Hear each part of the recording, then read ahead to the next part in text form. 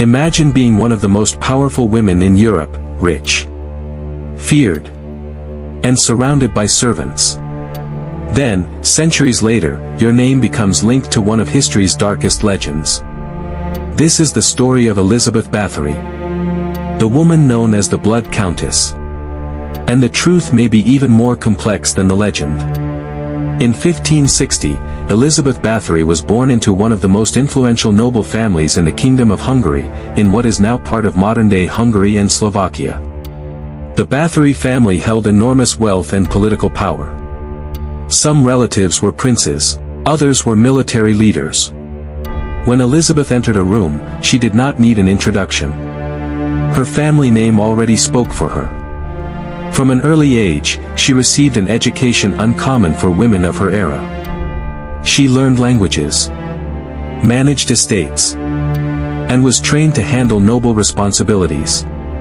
In other words, she was doing executive-level work centuries before business schools existed.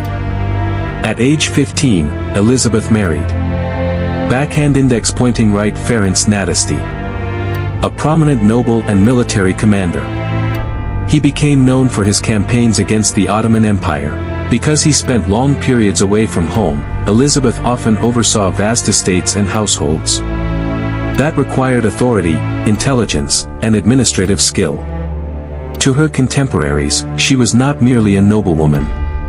She was one of the most powerful women in the region.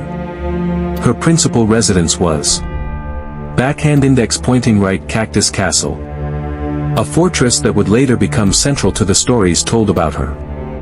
At this point, Elizabeth was known as a capable aristocrat. No one could have predicted how dramatically her reputation would change. At first, they were only rumors, quiet stories shared among servants and villagers. But over time, those whispers grew louder. As the years passed, unsettling accounts began to circulate around Elizabeth's estates. Servants were said to disappear. Others were rumored to suffer harsh treatment. In a large aristocratic household, stories could spread quickly. And facts were often mixed with fear and speculation. Elizabeth's husband, backhand index pointing right Ferenc Nádasdy, died in 1604. After his death, Elizabeth controlled her properties independently. That made her one of the wealthiest and most influential widows in the kingdom. And in a world of political rivalries, wealth could attract both respect and suspicion. Some reports claimed that young women employed in her household were being mistreated. Whether every accusation was accurate remains a subject of historical debate. But concern increased, and local rumors reached influential figures. One thing is certain, Elizabeth Báthory had become the focus of intense scrutiny. And the investigation that followed would transform her into one of history's most infamous figures. Rumors were one thing. But when powerful officials started paying attention, Elizabeth Báthory's world began to change. By 1610, reports concerning Elizabeth Báthory had reached the highest levels of government. The responsibility for investigating the case was given to backhand index pointing right György Thurzó, one of the most powerful officials in the Kingdom of Hungary. Thurzó gathered statements from servants, local residents, and former household workers. Many testimonies described harsh punishments and disappearances. Some accounts were second-hand. Others came from people who claimed to have witnessed abuse directly. As investigators collected statements, the allegations grew more serious and more sensational. Soon, Elizabeth's name was associated with stories that would echo for centuries. Stories so dramatic that they would eventually become legend. Then came the moment that changed everything. Officials arrived at the castle, and Elizabeth Báthory was confronted with the accusations. In late 1610, György Thurzó and his men entered backhand index pointing right Čachtice Castle. According to historical records, several servants were arrested. Witnesses later described finding evidence of mistreatment. The exact details vary depending on the source, and historians continue to debate what was discovered. But the consequences were immediate. Elizabeth Báthory was placed under confinement. She was never given a public trial. Instead, she was kept under house arrest within her own castle. Her servants faced formal proceedings, and some were convicted. As the case spread, rumors became more elaborate. Among the most famous was the later legend that Elizabeth bathed in blood to preserve her youth. Most historians consider that particular story to be unsupported by contemporary evidence. But by then, the image of the Blood Countess had taken hold. And it would endure for centuries. What if one of history's most infamous women was also the victim of politics? Because when enormous wealth is involved, powerful enemies often appear. Elizabeth Báthory controlled vast estates and considerable wealth. That alone made her a major figure in the Kingdom of Hungary. Some historians argue that the case against her was straightforward and based on credible testimony. Others suggest that politics and financial interests may have influenced the proceedings. Her family had connections to leading noble houses. At the same time, rival factions had reasons to limit her power. And because she was placed under confinement rather than brought to a public trial, many questions remain unanswered. Was she guilty of serious abuses? Were some accusations exaggerated? Or did both truth and legend become intertwined? Centuries later, historians still debate the full story. And that uncertainty is part of what keeps her case so compelling. Once surrounded by servants and power, Elizabeth Báthory spent her final years in isolation.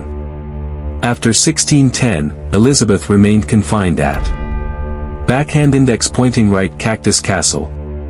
Accounts differ on the exact conditions of her confinement. But she lived apart from public life, cut off from the influence she once held.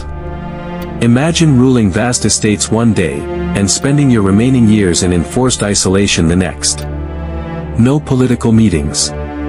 No grand halls. No authority over the kingdom's affairs. Only silence, memories, and uncertainty. In August 1614, Elizabeth Báthory died. She was 54 years old. Her life ended behind castle walls. But her story was far from over. In fact, the legend was only beginning. Elizabeth Báthory died in confinement. But her story refused to stay buried. Because some names become history, and others become legend. In 1614, Elizabeth Báthory's life came to an end inside Backhand Index Pointing Right Čachtice Castle. There was no dramatic courtroom finale. No public confession. No final speech. Just the quiet death of a woman once among the most powerful nobles in Central Europe. Yet her death did not end the fascination surrounding her case. Over time, writers and storytellers amplified the most sensational rumors. The most famous claim, that she bathed in blood to preserve her youth, appeared in later retellings and is widely regarded by historians as unsupported by contemporary evidence. But legends are powerful.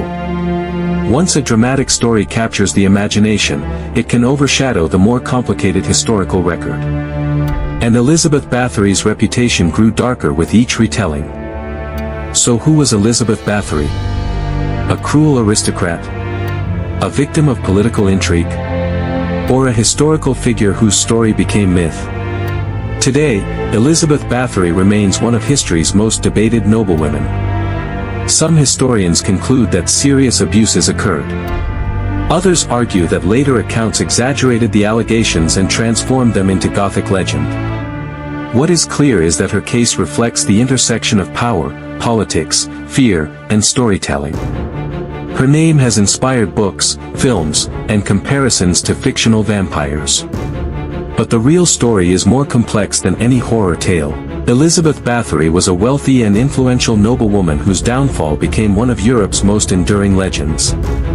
And perhaps that is why her story continues to fascinate us. Because history does not always offer simple answers. Sometimes, the truth lies somewhere between fact and folklore. History remembers her as the Blood Countess. But the truth may be far more complicated than the legend.